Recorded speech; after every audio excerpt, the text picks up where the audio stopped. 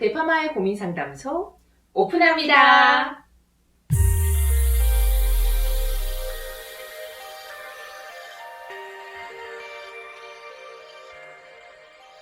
구독자님들이 메일로 사연을 보내준 내용을 토대로 고민상담소 시간을 마련해 봤는데요. 이 시간에는 구독자님의 사연을 읽어주고 같이 그냥 고민을 나누는 시간으로 저희가 어떤 특별한 솔루션을 준다는 것보다 고민을 나누면 반이 된다고 하잖아요. 그래서 같이 읽고 공감도 하고 댓글로 본인의 경우도 남겨주고 뭐 이러면 좋을 것 같아요. 이 코너가 저희가 예고한 지 한 달, 두 달 정도 된 것 같아요. 그동안 많은 사연들이 왔어요. 근데 저희가 그 모든 사연을 다 해줄 수는 없겠고, 그래도 최대한 할 수 있는 한도로 해서 한번 좀 편안하게 화마랑 저랑 둘이서 이제 얘기하는 시간입니다. 재밌게 좀 봐주세요. 파이어족의 고민을 상담하는 고민상담소 시작할게요. 이분은 첫 번째 사연으로 오신 분이어서 이분 거는 처음으로 한번 해볼까요? 헨리 씨네요, 헨리. 네, 제가 읽어드릴게요. 네. 안녕하세요. 저는 86년 파준족 예파님인 거예요. 파준족이 뭐죠? 파이어 준비족 지어냈나요? 네. 파준족 35살 직장인 헨리입니다. 35살 직장인이네요. 네, 헨리님이에요. 파이어족을 알기 전부터 저는 조기 은퇴를 꿈꿔왔어요. 저희하고 비슷해요, 그쵸? 네. 저도 알기 전부터 조기 은퇴를 꿈꿨었거든요. 맞아요. 저는 원래 일하기를 싫어했어요. 너무 일찍 해서일까요? 25살 대학교 4학년 2학기에 취업을 하게 되었습니다. 너무 일찍은 아니지 않나요? 대학교 졸업하고 혹은 2학기 때부터 취업한 사람 많습니다. 그냥 보통이에요. 기간으로 봤을 때는 제대로 한 것 같아요. 네. 아니면은 만약에 너무 일찍 일을 했다면 뭐 고등학교 때부터 네. 아르바이트를 했는지는 모르겠어요. 네. 근데 요 내용으로 봤을 때는 너무 일찍은 아니에요. 네. 졸업하기 전에 취업을 먼저 했어요. 능력 있는 사람이네요. 네. 교육학과를 졸업해서 국어 교사가 될 수 있었지만 가정 형편 때문에 임용고시에 올인할 수가 없었어요. 깊이 들어가지 않겠습니다. 왜 그런지 모르겠어요. 공부도 그렇게 잘하는 편은 아니었고 사실 국어를 잘 못합니다. 아까 국어 교사 특이하네요. 그러니까 본인 수준에서 잘 못한다는 뜻이 아닐까 싶어요. 네, 임용고시를 준비하면 할 수 있는데 다른 과 친구들은 잘하는데. 뭐 겸손한 것 같아요, 이 부분은. 그렇네요. 킥 여기서 그 느낌을 알 수 있어요. 킥. 많이 뽑아서 했는데 잘 안 맞더라고요. 아무튼 저는 회사를 만병의 근원이라 부릅니다. 스트레스의 원천이죠. 그래서 참 많이도 아픕니다. 빨리 퇴직을 해야겠다 생각을 했죠. 일을 하는데 원래 몸이 약한 게 아닌데 일을 해서 회사를 다녀서 몸이 많이 아프다는 것은 나랑 좀 안 맞다는 그런 말이 될 수가 있어요. 근데 정말 일이 안 맞고 스트레스를 받으면 몸이 여기저기가 아파요. 맞아요. 하기 싫은 일을 억지로 하니까 그쵸. 몸이 반응을 하는 거죠. 저도 일을 하면서 처음으로 이런 게 화병이구나 이런 걸 느꼈거든요. 네. 어머니와 둘이 사는 저는 참 부지런히도 살았습니다.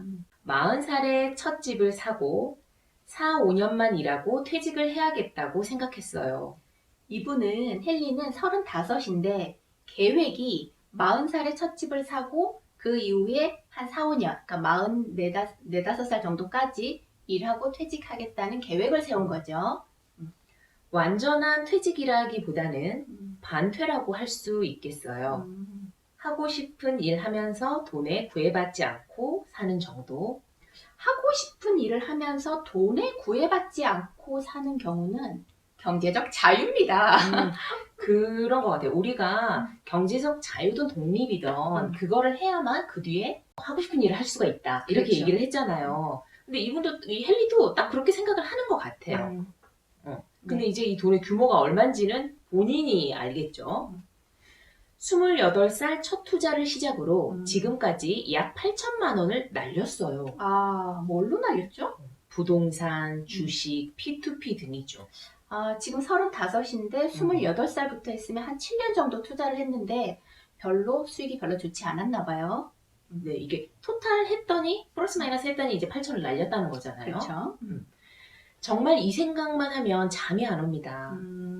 하지만 부동산에 끊임없이 관심을 가져서 기회가 왔어요. 어머니 명의도 17년 청약에 당첨되며 지금 그 집이 2배로 뛰었습니다. 아, 요 얘기를 들어보면 이 헨리가 28살, 그러니까 한 7, 8년 전부터 투자를 했는데 수익이 마이너스인 거예요. 마이너스 8천. 네. 그런데 생각만 하면 잠이 안 온다고 했어요. 근데 이 자세는 그렇게 좋지는 않아요. 내가 실패를 한 거를 내가 되새기면 잠이 안 오지만 실패를 했던 어떤 상황을 복기를 하는 그런 습관을 가지면 좋아요. 내가 왜 실패했는지, 그리고 앞으로 하면 어떻게 할 건지, 어떤 부분이 잘못됐는지를 명확하게 알면 다음에 그 같은 실패, 같은 실수를 반복하지 않게 되잖아요. 그게 굉장히 중요하거든요. 그리고 그럼에도 불구하고 부동산에 끊임없이 관심을 가졌다고 했어요. 그리고 기회가 17년에 왔던 거죠. 이게 17년에 운이 좋아서 했다기보다는 실패도 하고 관심은 계속 가지고 이러다가 투자에 성공하게 된 게 아닌가. 아, 네. 그래서 그 집이 2배로 뛰었다는 거예요. 아, 네. 근데 여기에서 보면은 알 수 있는 게 7, 8년 전에 그때부터 한 투자는 우리가 자본주의라는 게 경기가 순환한다는 거에 대해서 얘기를 많이 했었죠. 경기 흐름, 순환을 따라서 투자를 하면 생각보다 쉽게 투자를 할 수가 있거든요. 7, 8년 전에 했던 거는 흐름이 경기가 바닥일 때? 네, 떨어지고 있을 때 혹은 그 경기가 별로 좋지 않을 때 아직은 상승장 초입 부분에 오지 않았을 때 들어가면 선수가 아닌 사람들은 손해를 볼 확률이 많죠. 근데 여기서 내가 계속 관심을 가지고 투자를 해서 운이 좋아서 기회가 온 게 아니고 2017년에 청약을 했으면 그때부터는 거의 서울의 아파트는 2배가 됐죠. 이거는 이분 헨리가 잘해서일 수도 있고 운이 좋아서일 수도 있지만 경기 흐름상으로 보면 15, 16, 17년에 투자하신 분들은 다 수익이 났어요. 그러니까 그만큼 경기 흐름을 따라서 한다는 거는 되게 중요한 것 같아요. 집이 2배가 됐어요. 네, 그래도 얼마나 다행이에요. 지금 8천만 원 날렸는데. 네. 지금은 전세를 주고 있고 끝나면 들어가서 살고 다시 월세를 주고 나오려고 생각하고 있어요. 계획이 그런가 보네요. 그래서 저는 22년 상반기에 퇴직을 준비하고 있습니다. 22년이면 37살이 되겠어요. 그럼 40살까지는 월 200 정도 쓰면서 버틸 수 있겠더라고요. 3년간 월 200 쓰면서 버틴다. 아, 이게 무슨 말인지 잘은 모르겠어요. 이후에 계획은 있는 걸까요? 그러게요. 네, 더 볼까요? 예, 경력이 있으니 중간중간 하고 싶은 일을 하면서 돈을 벌고 유튜브도 할까 합니다. 완전한 은퇴가 아니라 인생 이모작이라고 볼 수도 있을 것 같아요. 하고 싶은 일이 뭔지 좀 궁금하고요. 유튜브도 할까 합니다. 완전한 은퇴가 아니라 여기에서 우리가 파이어족으로의 은퇴가 어떤 의미인지 개념 한번 잡고 갈까요, 하마씨? 네, 좋죠. 이 파이어족이라는 거는 그냥 모르시는 분들은 뭐 40살이던 언제 파이어족 선언을 하고 은퇴를 하고 나면 조기 은퇴를 하고 나면 그냥 노는구나.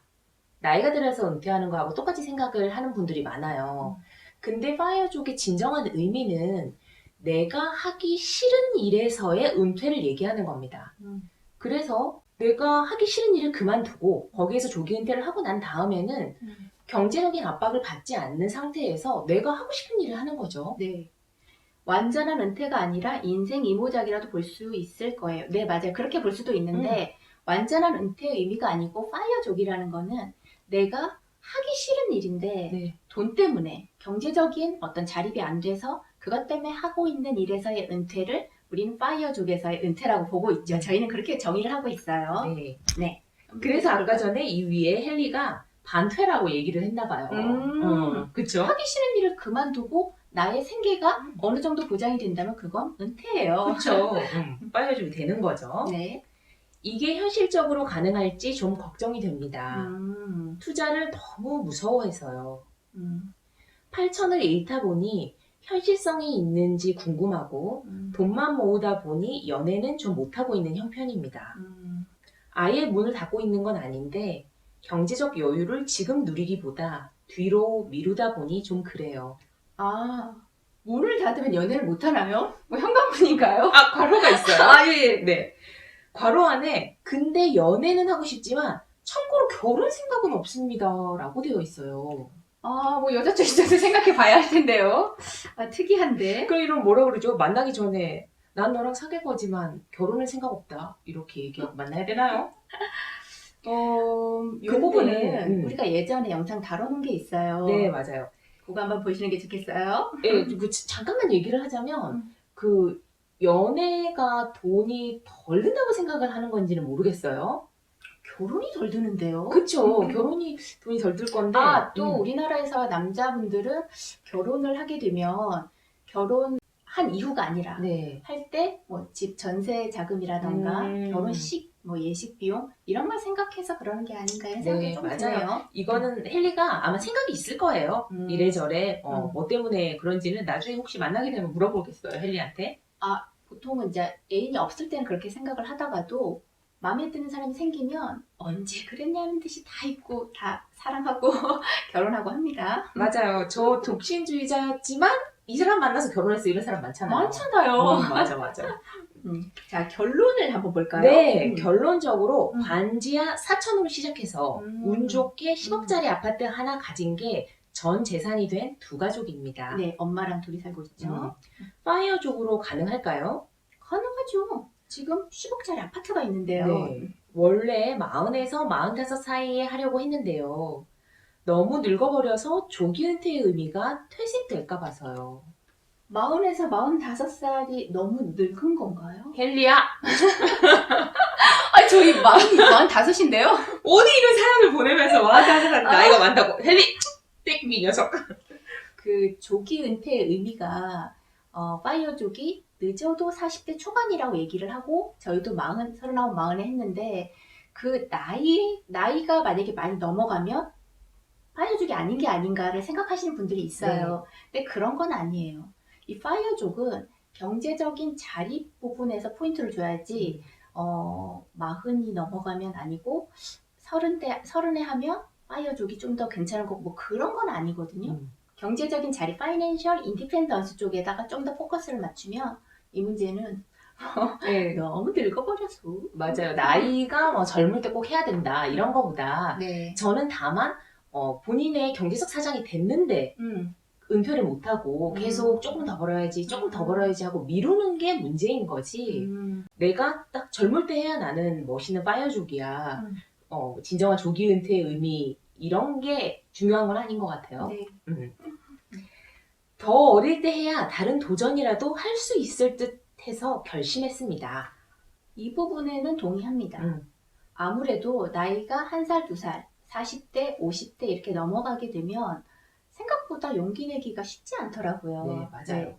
저희가 충분한 돈이 아님에도 40, 딱 39, 40에 파이어족을 선언한 이유 중에 하나도 더 나이를 먹으면 새로운 걸 도전하는데 저희가 용기를 잃을까봐 그랬어요. 그래서 이 부분은 어느 정도는 저희는 동의하는 부분이에요. 맞아요. 추가로 지금 직장이 서울인데 지방으로 이직을 생각하고 있어요. 월급이 같다면 저는 나쁘지 않다고 봐요. 네. 그럼 퇴직할 때 1천만 원 정도 더 모을 수 있겠더라고요. 그렇죠. 지방이 생활비가 아무래도 집 월세라든가 이게 싸기 때문에 그렇다면 월급이 같고 1,000만 원 정도 더 모을 수 있다면 저는 찬성입니다. 그래서 지금 전세를 주고 있고 들어가서 살고 다시 월세를 주려고 한다 이 얘기인 것 같아요. 그쵸? 네. 두서없이 쓴 사연입니다. 팩폭 날려주세요. 라고 사연을 보냈어요. 도중도중 저희가 팩폭 날렸죠. 45이 너무 늦은 나이는 아니라는 거. 헨리야. 이 헨리의 내용을 보면서 저희가 이제 웃으면서 얘기를 했지만 제가 느낀 점이 있었어요.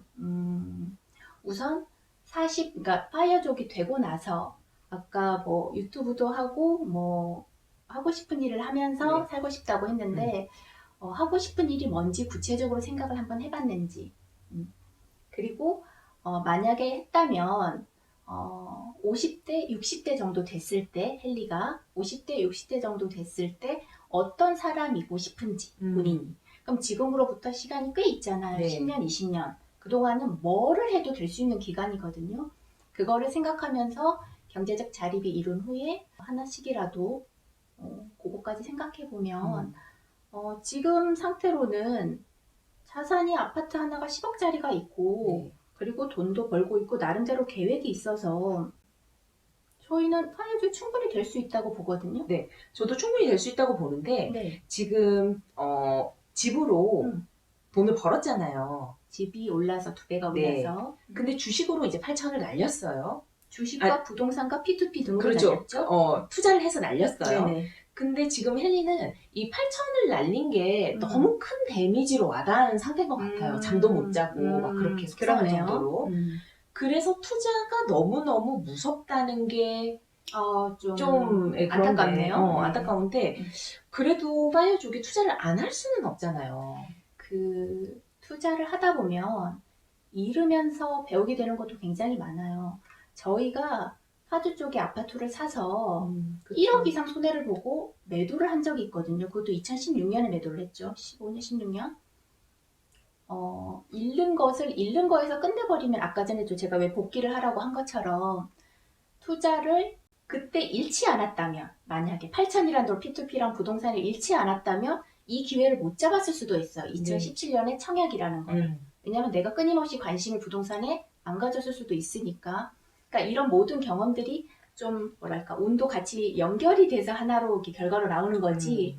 8천 잃은 거는 나의 완전한 나쁜 운이고 다른 운이 하나 좋은 운 하나가 나의 17년의 아파트를 사기 위해서 그게 2배가 되는 그렇지는 않거든요. 그러니까 너무 겁내지 않았으면 좋겠고 만약에 약간 무섭다고 하면 그 부분을 제대로 한번 공부를 해보세요. 네, 맞아요. 이 무서운 마음을 안고 투자를 하는 거는 아닌 것 같아요. 그렇죠. 그럴 때는 공부를 해야죠. 네. 무서울 때는 공부를 해야죠. 맞아. 공부를 꼭 하셨으면 좋겠어요. 나머지 상황은 제가 봐도 공부를 어떻게 하면 되는지 저희가 책에다 잘 적어놨죠. 또 책 공부를 좀 할까요? 어떤 거 적어놨죠? 저희가 브로그에 막 무슨 가이드도 적어놨죠. 네, 제가 생각해도 저는 이제 소비를 좀 좋아하고 투자 정말 지극히 일반적인 사람이에요. 전 제가 봤던 제 성격이. 근데 내 성향을 먼저 알아야 투자를 할 수 있겠더라고요. 맞아요. 네, 나를 먼저 알아야 되는 거예요. 그래야 내가 뭐 둘 다 해야겠지만 궁극적으로는 먼저 주식에 맞는지 부동산에 맞는지 어떤 성향을 가진 사람인지 나를 파악할 수 있는 그런 성향 테스트가 있죠. 그리고 주식과 해외 주식과 부동산 어떻게 투자 공부를 하고 실전 가이드는 이렇게 좀 쉽게 그렇게 블로그로 첨부해 놨거든요. 출판사에서 원해서 아마 도움이 될 것 같아요. 네. 언제 출판 예정이죠? 11월 중이라고 얘기를 했으니까 곧이지 않을까요? 크리스마스 선물처럼 찾아가겠네요. 깨알 홍보. 그럼 헨리의 사연은 첫 사연이라 저희가 좀 어색하기도 하고 그랬는데 어떻게 헨리한테 도움이 됐으면 좋겠어요. 뿐만 아니라 이런 고민하시는 분들 많을 거예요. 투자가 두렵기도 하고 또 어떻게 했는데 내가 이게 왜 성공한 거지 싶어도 또 불안하잖아요. 맞아요. 근데 내가 과연 파이어족이 될 수 있나? 이 정도 자산으로? 이런 생각 많이 할 것 같은데 헬리님이 사연을 보내주셔서 저희가 또 한번 이런 면을 봤네요. 네. 저희는 다음 시간에 또 다른 사연으로 찾아올게요. 다음 시간에 또 만나요. 안녕.